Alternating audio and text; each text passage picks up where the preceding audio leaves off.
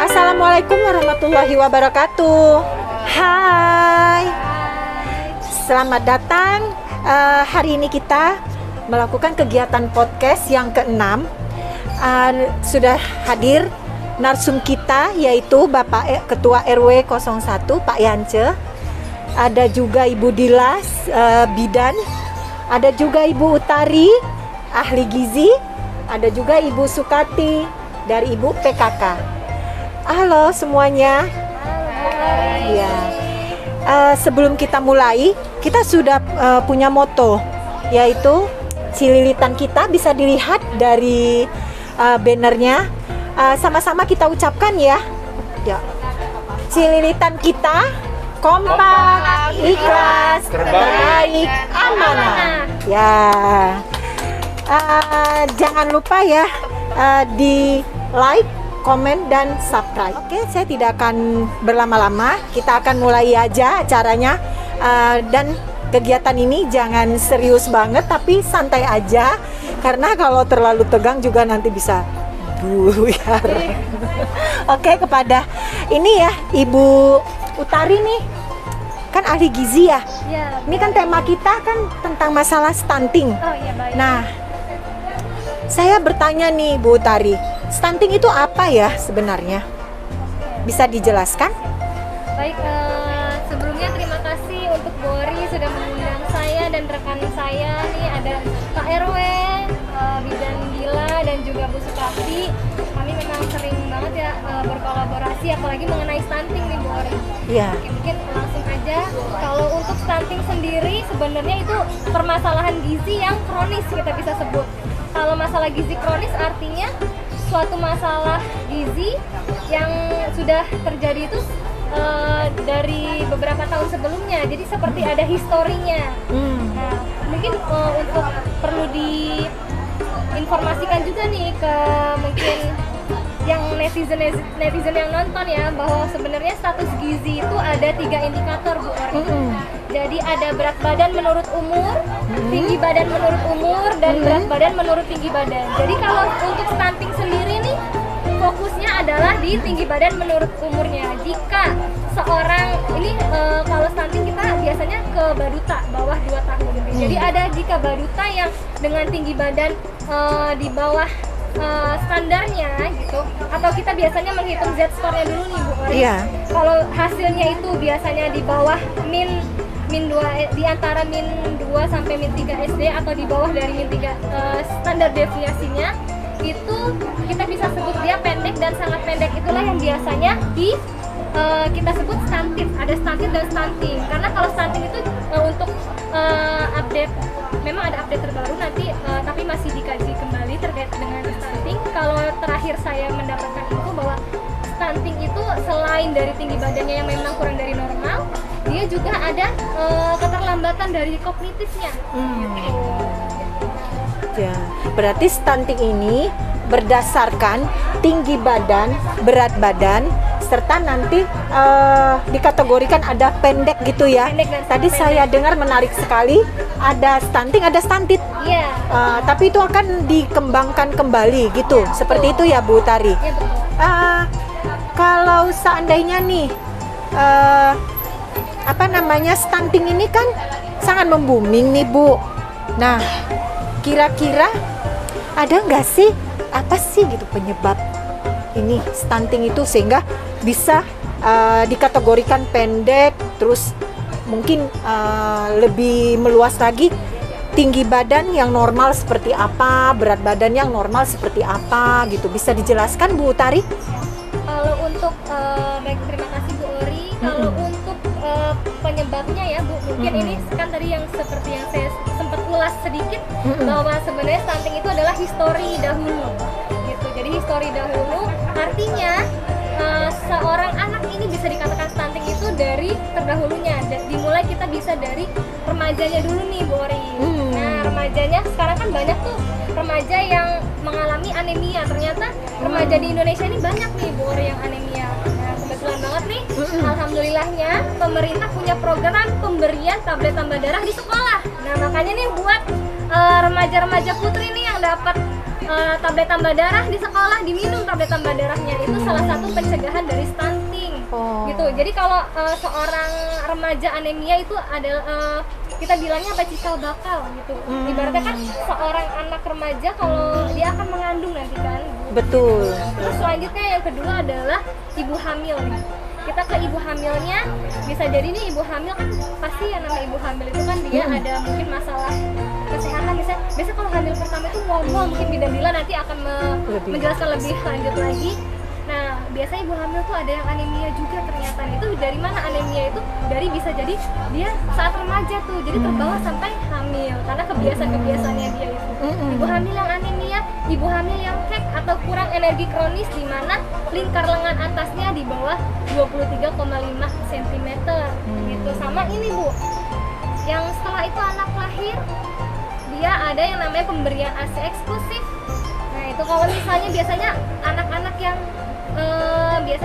yang stunting gitu, biasanya dia itu untuk pemberian ASI eksklusifnya itu cenderung mayoritas tidak tuntas karena bisa jadi ada satu dan lain hal, tapi nggak serta-merta itu juga karena kan ada histori belakangnya juga.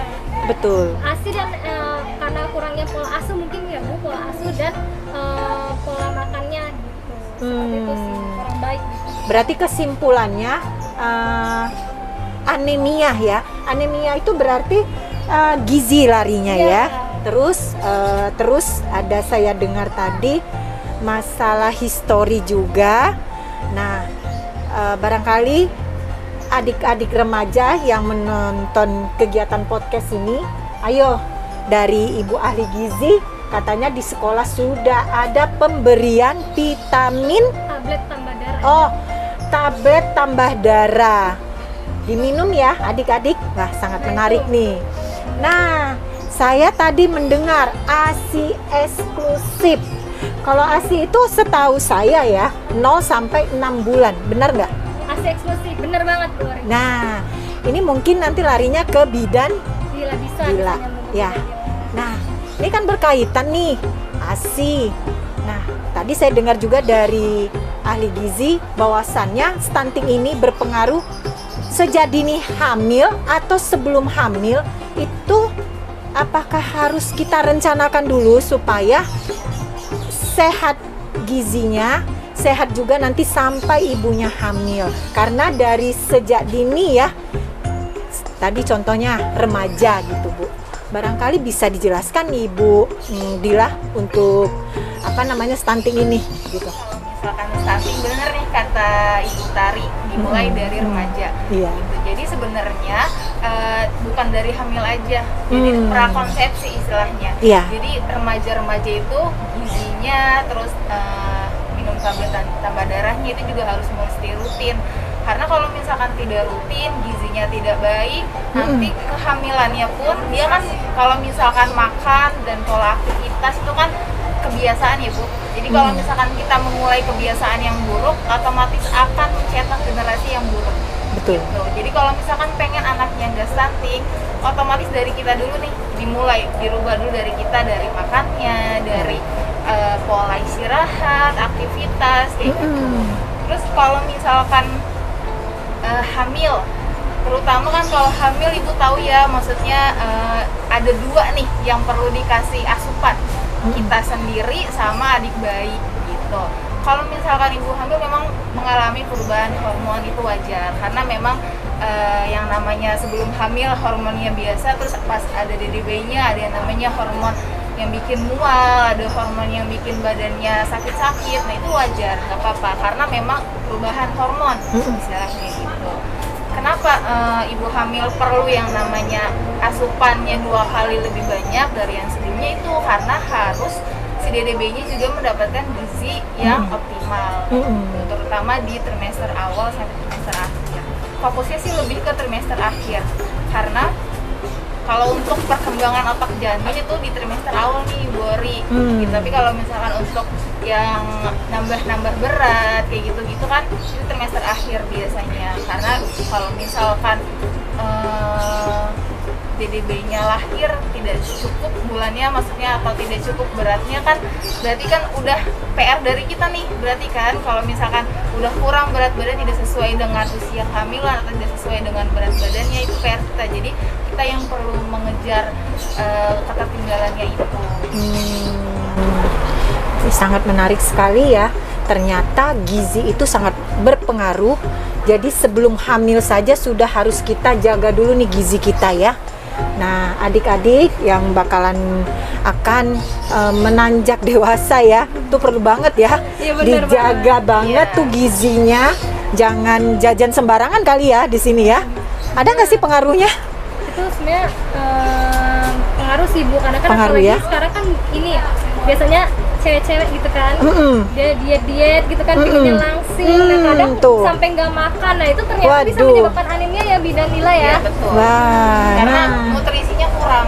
Nutrisinya kurang ya, jadi bisa anemi dan bisa jatuhnya stunting ya kalau dia nanti hamil, seperti Kalau- itu ya. Kalau kebiasaannya dia tidak baik, maksudnya kayak makanannya kurang kurang maksimal atau dari diet itu kan maksudnya dia tidak asupannya tidak cukup begitu lah ya. Iya. Nah itu nanti bakalan lanjut terus, kalau kebiasaan itu nggak dirubah bakal terus sampai ke anaknya, sampai ke cucunya, sampai ke cicitnya. Kalau Waduh. nggak dirubah dari kita sendiri. Jadi harus dirubah dari kita sendiri ya, pola asuh, benar nggak sih? Nah, terus nih kan orang-orang ya, ini orang-orang sih ya. Saya dengar orang-orang, mitos atau fakta saya tidak tahu. Katanya ada istilah ngidam. Pengen makan salah satu nih, mungkin pengen makan mangga atau rujak. Duren Bu biasanya. Atau duren tuh itu sangat unik ya. Iya. Sebenarnya itu mitos atau fakta sih sebenarnya gitu kan, ada gitu, pernah dengar nggak sih Ibu Bidan? Iya. Ya. Kalau misalkan dari sisi kesehatan ya Bu, ngidam itu mitos gitu. Jadi kalau misalkan faktanya karena ada perubahan hormon, jadi si ibunya ada yang kepengen gitu. Iya. Jadi sebenarnya karena ada perubahan hormon itu. Jadi kalau misalkan ada yang minta mau mangga atau misalkan mau apapun lah yang aneh-aneh, itu biasanya dari perubahan hormon. Karena kan kalau hormon itu diproduksi dari otak. Nah, otak itu bisa kita mencerna hormon dari asupan yang kita makan. Jadi kalau misalkan kita masuk makanan, pasti hormonnya kan juga pasti di otak kita bekerja dong. Betul. otomatis. Nah itu jadinya sebenarnya perubahan hormon aja. Perubahan hormon berarti mitos ya, ternyata mitos. Dan bahkan ada juga kalau udah lagi hamil nih, kamu jangan duduk di depan pintu gitu loh. Ada juga kamu jangan memotong-motong apapun, jadi makannya hanya telur kali tahu tempe aja gitu loh. Itu sebenarnya mitos apa fakta juga sih? Itu sebenarnya mitos. Mitos. Jadi kalau misalkan nih memang masyarakat bilang kalau misalkan jangan duduk di depan pintu nanti lahirannya susah. Sebenarnya kalau lahiran susah itu bukan karena duduk di depan pintu, tapi karena sugesti ibunya nih, karena udah sering duduk di depan pintu pasti lahirnya susah gitu. Tapi sebenarnya kalau dari segi anatomi tubuhnya, kalau misalkan panggulnya tidak luntur atau misalkan kepala DDB-nya terlalu besar dari panggulnya, itu otomatis lahirannya akan susah. Ditambah energi dari ibunya sulit. Ternyata mitos ya. Ya boleh aja sih sebenarnya depan pintu, tapi Iya. jangan menghalang jalan, benar nggak? Betul, yang itu sebenarnya. Jadi seperti itu ya. Jalan, Wah, sangat, mitos. ini sangat menarik sekali nih Bu, dengan keunikan ya.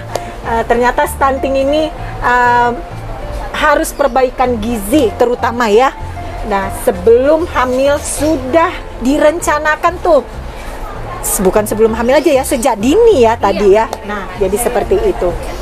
Ya, mungkin kalau cerita kehamilan ini ya, terkadang kan apa ya Bu Bidan, ada nih kadang saya semenjak hamil makan apa aja muntah gitu. Pernah dengar nggak Bu? Nah, jadi dia maunya makannya ayam aja. Baik nggak sih itu kayak gitu?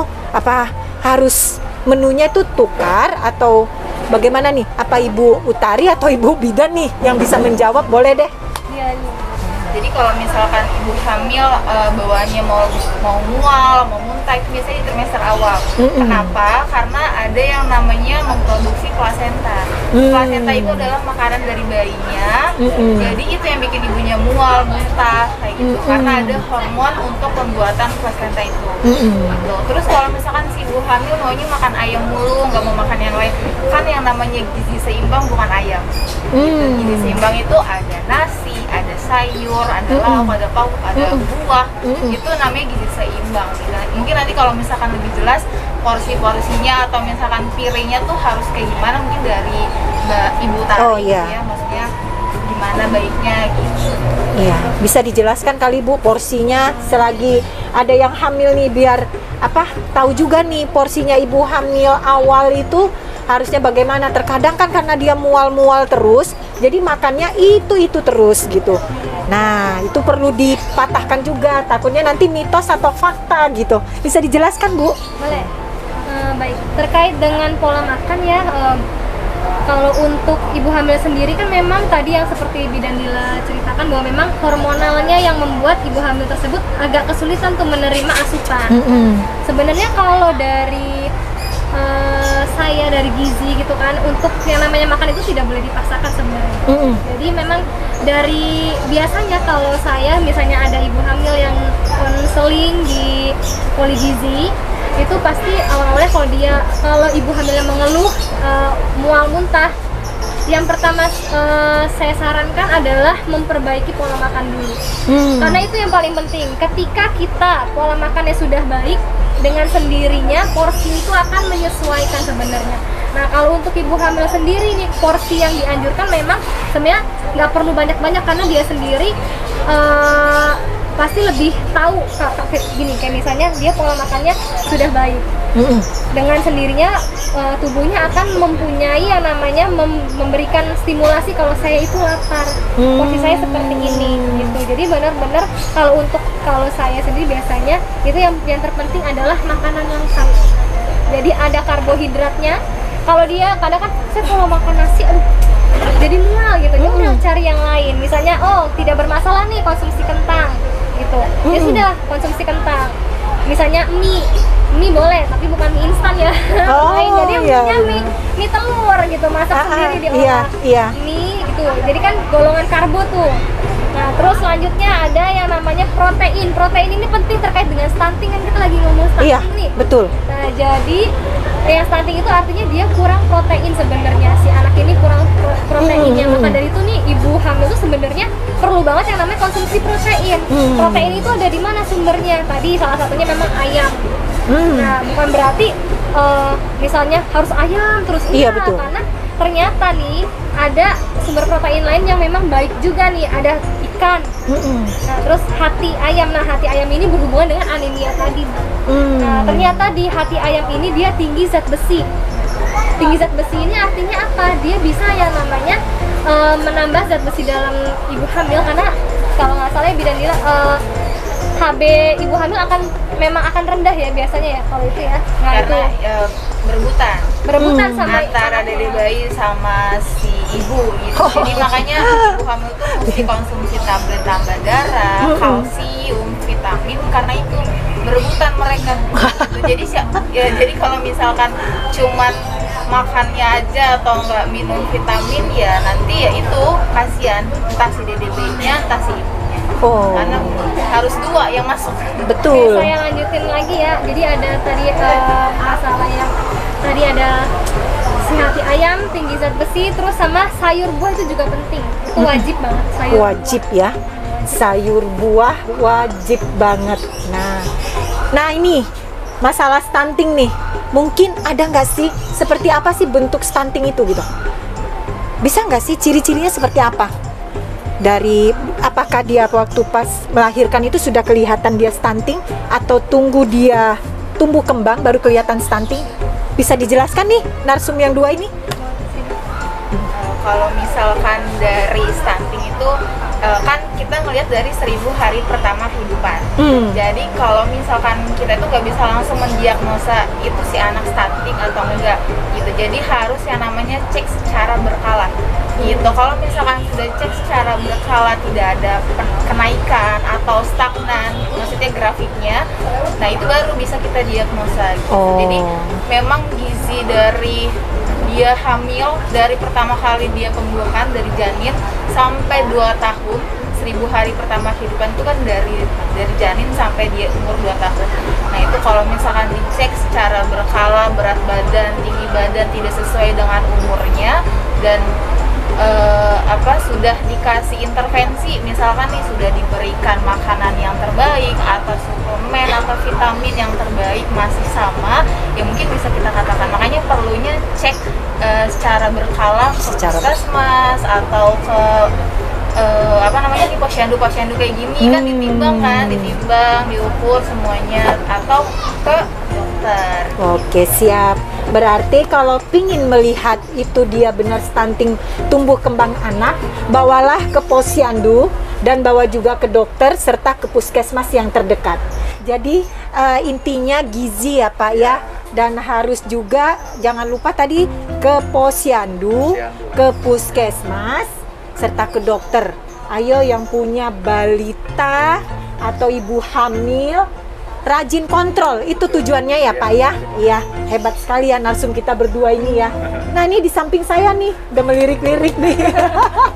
Saya akan memutar balik badan. Ya, ini Bu Sukati nih, sebagai ibu PKK. Sudah dengar ya stunting ya Bu. Kalau Ibu itu kegiatannya apa ya untuk masalah stunting ini? Apakah ada kejadian langsung lapor atau mengisi format-format untuk mendata ditemukannya stunting? Apakah seperti itu Bu? Ya Bu, terima kasih Bu Ari sudah Pak Ari. Kalau saya itu penanganannya kita koordinasi dengan setempat. Kemudian mereka menginfokan kepada saya bahwa ada anak stunting, jadi saya melakukan kunjungan. Pada saat kunjungan, saya foto itu karena kemudian saya laporkan ke Ibu Tari apakah ini termasuk stunting atau gizi buruk. Beliau mengatakan iya Bu. Kemudian saya lapor ke Pak RT bahwa di balita tersebut di wilayahnya ada stunting. Kemudian ke Pak Lurah, ke Pak RW, kemudian penjadwalan untuk kunjungan ke puskes, penanganannya bagaimana, lalu saya bawa ke puskesmas, lalu dijadwalkan setiap bulannya dan mendapatkan gizi gitu. Berarti ini ya berkesinambungan untuk melapornya ya, baik dari Pak Lurahnya, baik dari RT RW-nya, seperti itu ya, sampai ke tenaga kesehatan. Nah semuanya support ya Bu. Nah dijumpai langsung tangkap, langsung TL gitu ya. Benar. Ya, wah hebat nih. Bukan hanya di stunting aja, mungkin program-program lain juga berjalan dengan baik ya, agar semua masyarakat, terutama Kelurahan Cililitan ini bisa mendapat namanya kesehatan yang utuh. Seperti itu ya. Ya, sangat menarik sekali tentang stunting ya. Mungkin barangkali dari Bu Sukati baru ini pertama kali ketemu atau sudah sering ketemu? Sering ya Bu Tari. Ada anak balita sering ya. Dan sering juga ditangani, mendapatkan bantuan juga. Mendapat bantuan. Ya, dari puskes kan ada namanya makanan tambahan gizi. Oh, ada makanan tambahan gizi. Susu dan biskuit. Oh, ada susu dan biskuit. Itu ada penjadwalannya sebulan sekali untuk kunjungan, yaitu mengukur berat badan, lalu menimbang apakah dia naik atau tidak. Berkesinambungan seperti yang Ibu Tari bilang dan Pinan bilang. Seperti itu Boy. Wah, hebat sekali ya. Ternyata cukup berjalan dengan baik untuk penanganan stunting ya Ibu. Sangat menarik sekali. Mungkin dari Pak RW ada tambahan yang mau disampaikan lagi Pak Ketua RW 01 nih? Saya menyampaikan supaya program masalah stunting ini harus ditingkatkan kembali, supaya jangan sampai ada warga kami atau warga yang lain dapat mengakibatkan kurang gizi tadi, karena mereka mungkin kurang ke puskesmas, ke dokter untuk memeriksa kandungannya mereka. Jadi supaya stunting ini harus dikedepankan kembali, supaya mengangkat jangan sampai terjadi adanya stunting di tingkat-tingkat RW dan lain-lainnya Bu. Saya rasa itu. Wah, sangat menarik sekali ya. Ternyata PR buat kita semua. Jangan lupa, yaitu mungkin memberikan pengetahuan terus-menerus untuk terhadap masyarakat Kelurahan Cililitan, khususnya masalah tentang stunting ya. Karena sangat-sangat fatal ya kalau menurut saya, adanya stunting yang kurang gizi. Terus tadi ada juga masalah remaja yang harus diperbaiki nih gizinya. Serta nanti mitos dan fakta tadi ya, itu semua sebenarnya tidak ada ya Bu ya, yang masalah mitos dan fakta tadi. Nah, narsum kita telah memberikan masukan serta saran sudah ya. Barangkali ada juga saran dari Bu Tari dan Ibu Dila untuk kedepannya.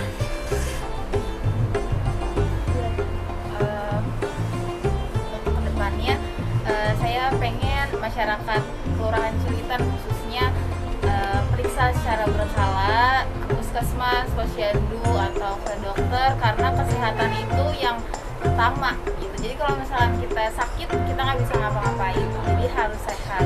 Terus kalau bisa lagi ikuti semua program-program yang ada di puskesmas khususnya, karena semua program puskesmas itu adalah untuk menciptakan kesehatan masyarakat tersebut gitu. Jadi biar semuanya sehat aja. Ya, berarti Ibu Dila menyarankan, ayo semua masyarakat Kelurahan Cililitan periksa ya Bu ya, agar hidup sehat. Ya, sesuai dengan moto kita. Kita ulangin ya, Cililitan kita kompak, ikhlas, terbaik, amanah. Wah, keren sekali ya Bu ya. Mungkin dari Bu Tari bisa disampaikan ke masyarakat Kelurahan Cililitan, saya persilakan sekali ya Bu ya. Mungkin dari Bu Tari bisa disampaikan ke masyarakat Kelurahan Cililitan, saya persilakan. Baik, terima kasih Bu Ori. Kalau dari saya sendiri ya Bu, mungkin pesan-pesannya untuk masyarakat semua, khususnya kebetulan saya memang tugas di Cililitan, terkait dengan kesehatan ya, memang kalau bisa nih kita ini jangan ke puskesmas atau ke rumah sakit itu saat sakit aja gitu. Kalau bisa saat sehat pun kita bisa screening kesehatan, atau misalnya sekedar ngerasa kayak perlu nih informasi, mungkin perlu ke polikonseling kah, atau misalnya sekedar anaknya misalnya nanya deh anaknya misalnya berat badannya kurang, atau kok kayaknya ngerasa anaknya nggak seperti biasanya tuh bisa datang gitu kan. Dan juga nih sama melanjutkan juga dari Bidan Dila, bahwa memang kegiatan di masyarakat nih seperti posyandu balita, lansia, posbindu, dan juga posyandu remaja nih, alhamdulillah di Cililitan ada Bu Ori. Betul. Di RW 7. Kemarin podcastnya sebelumnya ya Bu sudah dibahas. Nah itu kalau bisa nih masyarakat nih kalau ada yang wadah-wadah seperti itu tuh datang gitu, ramaikan, karena apa, disitulah kita bisa screening, bisa tahu nih kondisi kesehatan kita. Misalnya nih kalau balita berarti ditimbang, diukur. Kalau ada imunisasi juga biasanya kita ada pelayanan imunisasi, itu bisa imunisasi di situ. Terus posyandu lansia, untuk lansianya juga harus perhatian juga nih sama kesehatannya, bisa ditensi, diukur tinggi badan, berat badannya, jadi tahu nih, oh saya perlu apa nih untuk tubuh saya gitu. Sama posbindu juga, jadi semuanya dari kalangan umur itu harus aware atau peduli dengan kesehatannya. Posbindu juga, jadi semuanya dari kalangan umur itu harus aware atau peduli dengan kesehatannya. Wah, luar biasa sekali. Jadi dimanfaatin wadah yang sudah ada, karena untuk menjaga kesehatan kita, terutama bagi yang dari mulai bayi sampai remaja sampai lansia, itu harus dicek kesehatannya agar cepat ditangani, yaitu screening ya, deteksi dini. Jangan lupa, ayo semua masyarakat Kelurahan Cililitan, ayo kita bangun kesehatan, hindari stunting. Sama-sama dong ngomongnya, zero stunting. Berarti ingat zero stunting. Wah, mana tepuk tangannya? Keren sekali. Ya, terima kasih Ibu Utari, Ibu Dila, Pak Ketua RW 01 serta Ibu Sukarti. Ini sangat bagus banget programnya. Nanti kita akan bahas lagi program yang lain yang lebih menarik lagi dan lebih seru lagi. Kita semangat ya. Ya, semangat ya. Ya. Ya. Celilitan kita kompak, ikhlas, terbaik, amanah. Jempol dong, Bu. Ya, sip. Subscribe. Yeay. Ya. Saya akhiri saja podcast hari ini. Saya mengucapkan terima kasih banyak banget kepada Ibu dan Bapak. Jangan lupa di like, komen, dan subscribe. Khususnya adanya di Cililitan kita. Nah, nanti akan ada program-program yang lebih menarik lagi. Assalamualaikum warahmatullahi wabarakatuh. Bye. Bye.